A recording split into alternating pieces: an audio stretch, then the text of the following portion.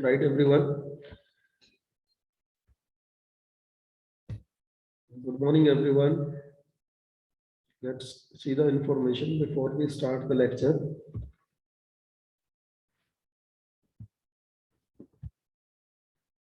Class 8, subject English, and we are reading the book Communicate with Cambridge. Right, everyone? And this is Unit 7, Section A. Unit 7 talks about making choices, which we have already studied in the lecture 1, what it all about. And the next one is Section A, talks about the choice is yours. This is lecture 2. Let's continue with the lecture. What happens? Let's recap what we did in the lecture 1. Brenda is there, a girl, a student, who is just stuck in between the two teachers. One is the music teacher and second one is the hockey team coach. Once she goes to hockey team coach to take her to leave over practice, extra practice, and then once she goes to the music teacher. So what happens next? Brenda comes to Miss Francis and says, Miss Francis, Miss Taylor said, couldn't you please excuse me from choir? Just this once, and it's such an important match. Choir, I told you, it's a group of singers, right, everyone? Choir. And Brenda comes to Miss Francis and requests her that to leave her or excuse her, means to give her a bit relaxation for that day only, that she wanted to practice for the team. Miss Francis said, I believe I made myself perfectly clear the first time. Now sit down, please. Miss Francis talks in a very stiff sound, basically, and makes it clear to her that she's not going to talk again. She cleared that before, and she says her to sit down. Brenda says this to on Miss Francis, but they are all waiting for me. Means the team members, the team, hockey team, they're waiting. All the players. Miss Francis, so are we. So are we means we are also waiting the choir member of the group. They are also waiting for her. That as she joins, then they would start their speaking. Right, everyone? Then what happens next? What position do you occupy in the team? Brenda was said by Miss Francis, what is your position? Brenda says, goalkeeper, Miss Francis. Sorry. Miss Francis says, goalkeeper, is there no one else in the lower school to rival? Rival means to compete. Your undoubted excellence means you are excellent. Your excellency, no one doubts at keeping goal. Brenda says, I did get chosen for the team, Miss Francis. Means she was chosen after taking trials or practices. Miss Francis says, clearly, you have no equal, Brenda. That being the case, you hardly need a practice. You hardly need to practice, do you? Means no one is there in her competition, Miss Francis says. Then you need not practice. No one can be more excellent than you. Then Brent says on this, Miss Taylor thinks I do. Means it is. Like Brenda needs practice. Miss Francis says, well, I'm afraid I don't vote. I don't. I would never. She's saying, I don't think so. You need practice. For one moment, keep you from a match, my dear. But a practice on a Thursday is an entirely different matter. Sit down. Means Miss Francis is becoming a little hard to Brenda that it's a Thursday and Thursday is a choir practice, not Match practice. Brenda says, panicking, pointed to the window, but she won't start without me. Means the team player waiting for her. Miss Francis says, neither will I. Neither will I means I will also not start till you come back. You may return very quickly and tell Miss Taylor so at once. Go fast, says to Miss Taylor, and come fast. Means quickly, you need to return, you need to come back. At once means suddenly, fast. On this, our narrator talks to us. And what narrator says, narrator informs us about what is taking place there, what is happening after all. Brenda set off along the corridor, expecting to hear the first notes of and die music break out without her. She expected while sitting in the corridor that the music choir would start without her, and that was to break out behind her means after her, means in her absence. There was only silence. They were still waiting. And it was all silence in the music room, and they were waiting for her. Miss Taylor, now run and get changed. We waited long enough for you, you my girl. Miss Taylor said this to Brenda, then go and change your dress. We waited long means they have waited too much for her. Brenda says, Miss Francis says I can't come. That Miss Francis has denied her to come because it's a music day. Miss Taylor said, does she now? Brenda says, I've got to go back. Means she's not allowed to play with the team today because it's a music day. The narrator says, I scarcely suppressed cheer rose from the rest of the team. Means cheer means students. It means shout of mockery. Means making fun of the girl there. They laughed, they made fun of her. Assembled in the changing room. Those who were assembled, those who were gathered in the changing room. Miss Taylor says, Brenda, this is the under 13-11, not the under 13-10. That's a small group. There must be at least 60 of you in that choir. Are you really telling me that your absence will be noticed? Miss Taylor is trying to convince Brenda that you're going to play under 13-11. That's very important and that matters. That's not under 13-10. That's a small group. That's a big one. You are going to be counted in the middle, not the smaller. And in the choir group, there are 60 singers. Your absence will not be noticed. No one will notice you there out of 60 choir group members. Brenda says Miss Francis will notice it. Miss Taylor said, go and tell Miss Francis that I insist you attend this practice. Insist means like to put a bit more stress or emphasis. Like she is supposed to play or practice hockey. She turned and addressed the rest of the team and she looks at the team members.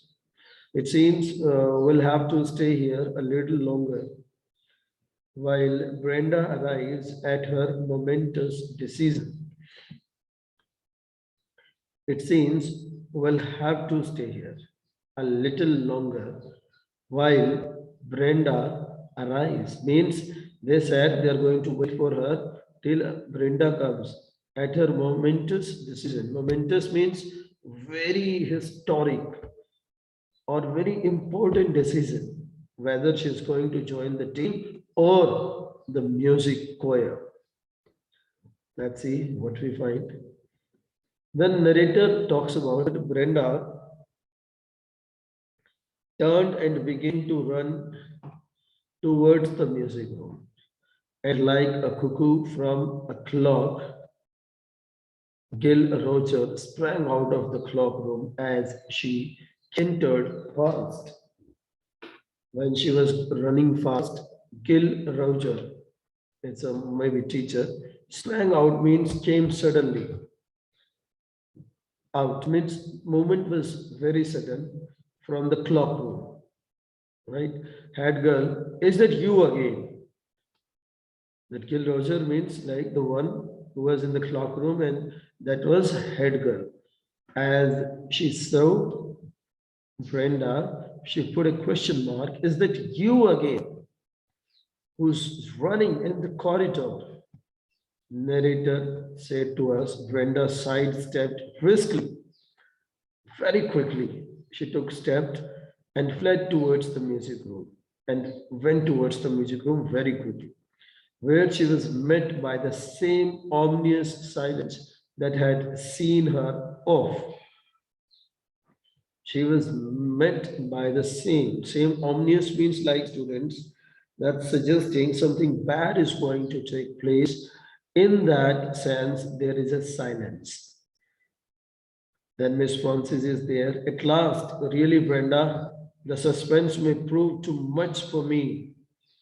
The suspense you're putting forward to us, that's creating too much distance and differences over here. I thought you were never coming back. They were expecting like she wouldn't come back. Please sit down, Brenda, and have a rest, and let's continue with the practice. The narrator said to us, Brenda clung to the doorpost and looked hopelessly at Miss Francis. Means without any expectation, she was looking at Miss Francis. She would have gone down on her knees if there had been the slightest chance. She wanted to just request, had gone to her knees, means like she wanted to request by holding her knees if there had been the slightest chance that Miss Francis would be moved. But there was not any sort of chance like she would move. That's why she was in a fix what to do, what not to do. Now, what happens? Miss Francis said, well,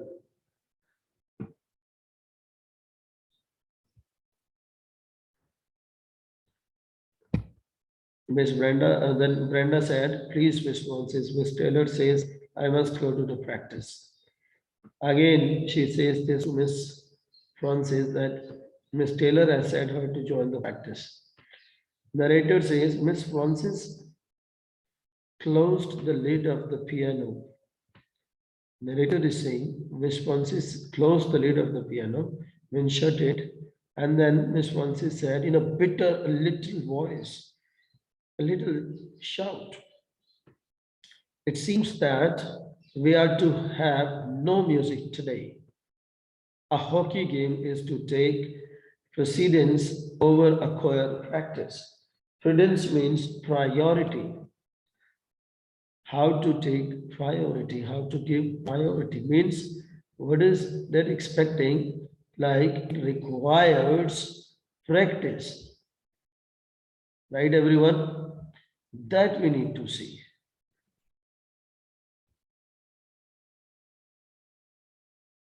Maybe there is a network problem.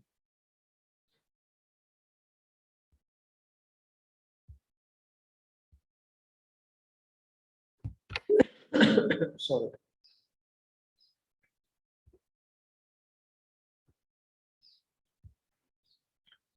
Then what happens? That priority is to be given to the team or the match, not to the choir or music. Miss Francis says this to Brenda. Brenda says, it's not a game, it's a practice for a match. Just this once. Just this once means just now, today only. Please, Miss Francis. Brenda requests this to Miss Francis. Miss Francis says, no, Brenda, I don't know why we are enduring this ridiculous debate. Enduring means to tolerate. She says that I don't know why we are tolerating this nonsense, basically. She talks like this. I thought I had made myself quite clear the first time you asked, you'll not miss a scheduled choir. The choir basically in the scheduled given by the management of the school for the practice, for an unscheduled hockey practice. And the hockey practice is completely unscheduled, not according to the system of management. Did you not explain to Miss Taylor? Did you explain this to Miss Taylor that that's not in the schedule and that's not possible for her to join? Brenda says, yes, I did. And she said, you wouldn't miss me. Right, everyone?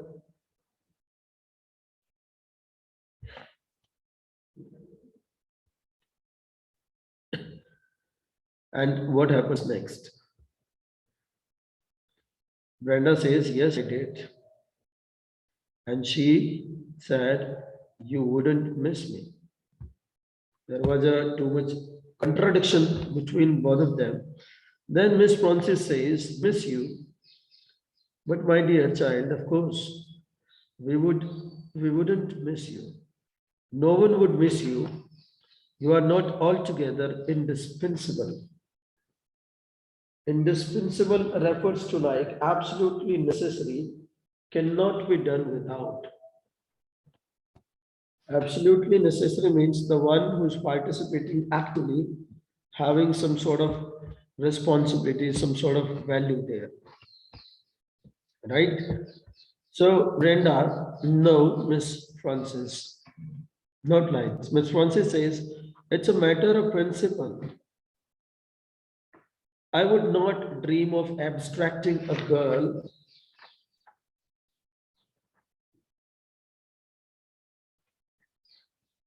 from a hockey team or a netball team, and by the same token, I will not allow other members of staff to disturb my choir practice. Is that clear? Then Ms. Francis said that I will not take any practices to join my class, basically. Neither she says this that I allow my students to leave my class without permission. Right, everyone? So that is to be maintained properly. That becomes very complicated. Right, everyone?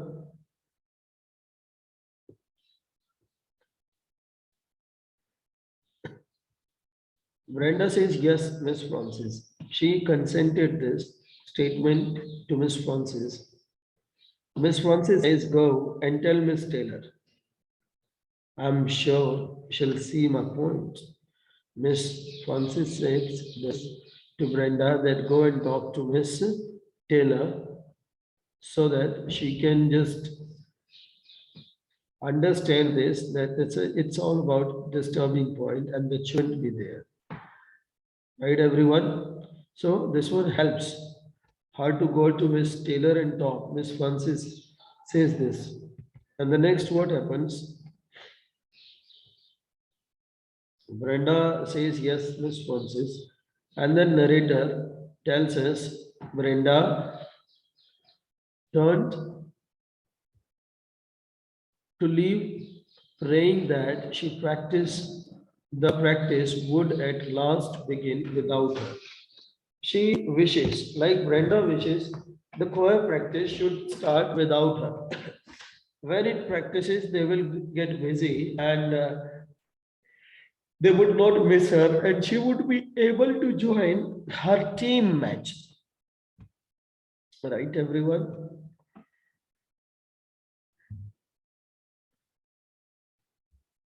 But what happened next? Sorry. But the lid of the piano remained shut. But the lid means the cover was shut, not opened. This time the head girl was waiting for her. The head girl was waiting for her and had her head round the clock room before Brenda was fairly on her way down the corridor. Means she was waiting over there, right? So they were just having contradiction of talks among them. And this time the head girl was also waiting. She wanted to observe whether she goes by walking or running. Brenda was fairly on her way down the corridor. Head girl, why didn't you come back when I called you just now? Head girl is talking to Brenda and straightway talking to her, saying that, why didn't you come back when I said you to come? Stop. Why didn't you stop there? The head girl of the school is talking to Brenda, and Brenda is quite mum.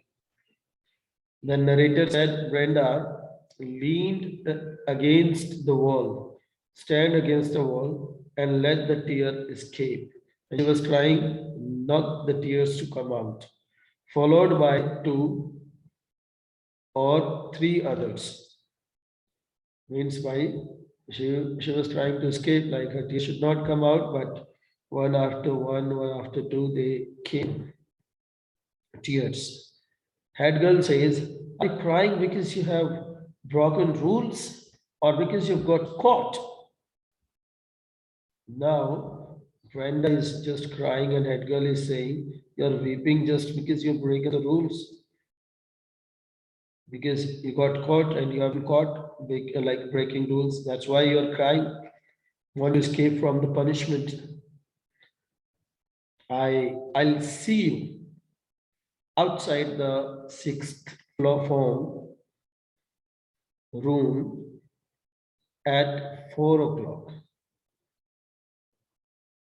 Now, the time has been given to Brenda that I'll see you out the sixth form room. Sixth form room means it was the class standard at 4 o'clock down there. So she said this to Brenda. The Brenda was there to just wait for her, and the punishment would be given her there. Right, everyone? Now, this is enough for today's lecture, student. If you have got any doubt, any word meaning, you can raise your hand.